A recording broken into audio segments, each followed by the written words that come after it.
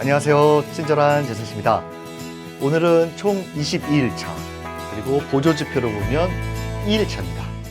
주가 움직임의 강도 측정 RSI. 지난 시간에 스토캐스틱에 대한 이해가 다 되셨다면 아주 쉽게 접근하실 수 있을 거라 믿습니다. RSI는 추세의 강도와 방향을 알려주는 보조지표예요. 시작해 볼까요? 보시면 추세의 강도와 방향을 알려주는 RSI 지표를 통해 주가의 힘을 알 수 있다. 그래서 RSI 지표가 뭔지, 매매 기법이 중요하죠. 매매 기법, 그다음에 또 나왔습니다. 분기 현상, 그리고 페일러 스윙이라는 거에 대해서 배워보려 합니다. 오늘의 증식 용어는 자신에게 가장 알맞는 투자 방법을 개발하라. 이 증식 용어를 갖고 온 이유는 저희가 보조지표를 총 13개를 배울 거예요.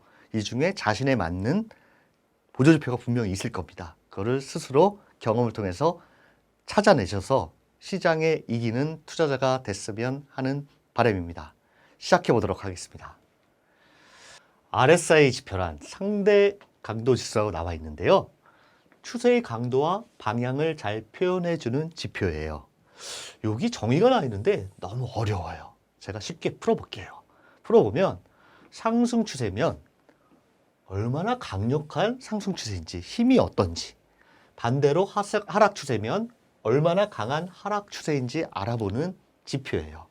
여기 보면 스토캐스틱과 똑같이 0과 100 사이를 움직이고요. 이 빨간 선, 굵은 선이 RSI 선, 그리고 요 검정 선, 얇은 선이 시그널 선이라고 그래요. RSI 선과 시그널 선 교차로도 보는 경우가 있는데 이거는 잘 이용하지를 않아요. 그래서 주로 RSI 선을 보고 매매 임합니다. 여기서 중요한 수치가 있어요. 30, 50, 70. 스토캐스틱이 좀 이해하셨다면 이 30과 70이 뭘 의미하는지 살짝 감이 오시는 분도 계실 것 같아요. 여기서 50이라는 것이 무엇이냐? 50은 기준으로 해서 위에 있다라는 거, 선이 RSI 선이 위에 있다라는 거는 사는 세력이 우세한 경우, 매수세가 강한 경우를 말하고요. 그 다음에 50 이하에 있다라는 거는 파는 세력이 우세하다. 팔려는 매도 세력이 더 우세하다라고 말을 합니다. 그래서 이 50은 나중에 배우겠지만 지지와 저항의 역할도 해요.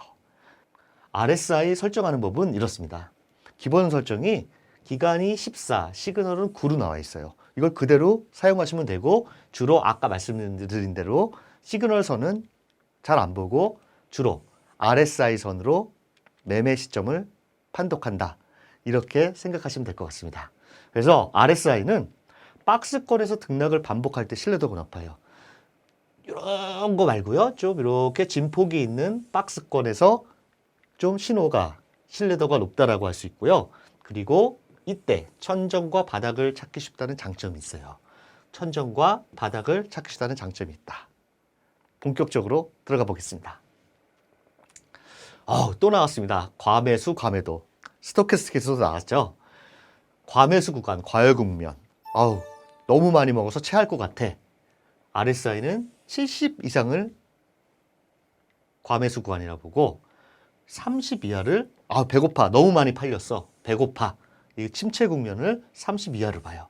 스토캐스틱은 일반적으로 어떻게 봤죠? 80과 20을 봤어요. RSI는 30과 70을 주로 본다.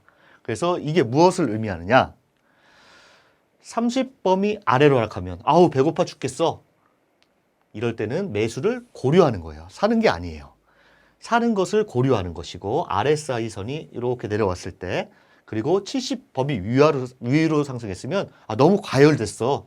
배불러. 소화제 좀 먹어야 되겠어. 그래서 파는 것을 고려하는 것이지 파는 게 아니에요. 그럼 어때 파냐? 이겁니다. RSI 선이 위에서 놀다가 70을 하향 돌파할 때, 이때 판다. 이게 기본적인 매매 전략이고요. 침체 국면, 과매도 구간에서는 여기서 이렇게 배고파 죽겠어 하는데 뚝 30을 뚫고 올라갈 때, 이때 사는 것이 기본적인 매매 기법입니다. 또 한 가지는 50인데 50을 상향 돌파 매수, 하향 돌파 매도도 있어요. 근데 속임수가 많아서 참고로만 활용하시고요. 중요한 거는 상승 추세에서 하락 추세로 전환할 때, 그리고 하락 추세에서 상승으로 전환할 때 이 50이라는 선이 되게 중요한데 이건 뒤에서 차트를 통해서 자세히 말씀드릴 거예요. 또 한 가지는 50은 상승폭과 하락, 강도가 딱 균형을 이루는 곳이라고 보통 표현을 해요. 그래서 여기는 지지와 저항 역할도 한다. 요거는 참고하시면 될 것 같아요. 다음 보실까요? 다음 보시면 과매수권. 아까 말씀드린 대로 70 이상에서 뼈쪽 올라갔다가 하향 돌파할 때, 요때 팔아야 된다. 그래서 주가가 이렇게 하락하고 있죠. 상승하다가 하락하고 있고, 여기 같은 경우에는 30 밑으로 내렸다가 30을 상향 돌파해요. 요때는 요 시점은 산다. 그럼 요 정도 상승을 하고 있어요. 또 여기 보시면 70 이하로 뼈쪽 올라왔다가 다시 하향 돌파할 때 매도, 파는 것으로 대응을 한다. 이것처럼 등락폭이 좀 큰 요런 상태에서 지표가 시그널을 잘 주고 있는 상태입니다. 그래서 이걸 정리해보면 과매도권 30에서 이렇게 상향 돌파할 시 산다. 그리고 이렇게 70을 하향 돌파 시에 판다. 이렇게 정리를 할 수 있고요. 여기는 약간 틀려요. 여기 완전 과매도권인데 이거 사도 찔끔찔끔 오르다 말아요. 그리고 더 빠져요. 즉 이는 무엇이냐? 하락 추세일 때는 여기를 뚝 돌파를 해서 샀어요. 만약에 여기서 샀는데 요 RSI 선이 50을 돌파를 못하고 삐쭉삐쭉 돼 있어요. 삐쭉삐쭉 돌파를 못하고 이렇게 내려앉을 때, 이럴 때는 어떻게 해야 되냐면 단기적으로 매도를 대응해야 돼요. 이 신호는 하락 추세가 지속된다는 의미이기 때문에요. 다음 차트로 자세히 설명드릴게요. 하락 추세 시 RSI 매매 기법은, 추세에 따른 매매 기법은 이렇게 주가가 계속 빠지니까 RSI가 50을 반짝 오르긴 하지만 거의 요 밑에서 요 박스 안에서만 계속 왔다리 갔다리 하면서 쭉쭉 빠지고 있어요. 우리는 하락 추세에 있는 종목을 웬만하면 거들떠보지 말자고 그랬죠. 이런 것처럼 하락 추세 시에는 20에서 30에 반등을 하고 그 다음에 40에서 50에서 반락을 해요. 올라갔다 뚝 내려앉아요. 이런 경우가 많다는 거는 하락 추세가 계속 지속되는 거기 때문에 매매에 참여하기가 상당히 부담스럽다는 얘기예요. 그 대신 이 RSI가 뚫고 올라가요. 그리고 지지를 받아요. 그러면 이거는 추세 전환을 암시할 수도 있다. 유심히 관찰하셔야 되는 것입니다. 또 한 개는 추세 전환 신호인 분기현상. 스토캐스틱 공부하셨으면 분기현상 아시겠죠? 머릿속에 갖고 계셔야 되는데 보조지표는 분기현상이 상당히 중요해요. 추세 전환 효과이기 때문에. 이 두 가지를 보고 이제 하락이 끝나는구나. 이제 기술적으로 매수에 가담해도 괜찮겠다. 사도 괜찮겠다. 이런 신호를 이 두 가지로 봐요. 그러면 상승 추세 시는 어떨까요? 상승 추세 시는 여기 돌파한 다음에 주가가 뚜루루루루 오르고 있는데 RSI는 요 위에서만 놀아요. 위에서만 놀아요. 우리는 상승 추세에 있는 종목은 우직하게 깨지기 직전까지, 기존의 성질이 깨지기 직전까지 그냥 우직하게 갖고 있다가 변화가 왔을 때, 성질의 변화가 왔을 때 파는 것이 수익을 가장 극대화시킬 수 있다고 항상 말씀드렸어요. 여기는 하락 추세 반대로 이렇게 움직이는데 이걸 정리해보면 이래요. 50, 60에서 반등을 하고 70, 80에서 반락하는 경우가 많아요. 그러면서 주가는 파동을 그리면서 계속 올라요.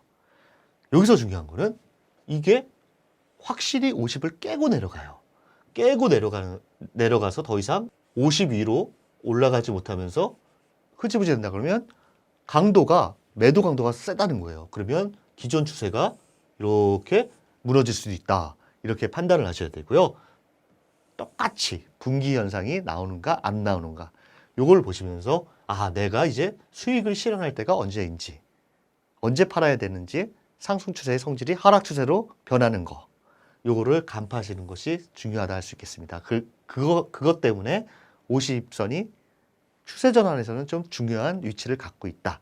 이렇게 판단하시면 되겠습니다.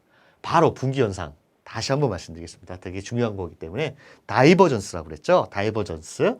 분기 현상이라는 거는 주가가 이렇게 저점을 낮추고 있어요. 저점을 낮추고 있는데 이 지표, RSI 지표는 저점을 반대로 높이고 있다.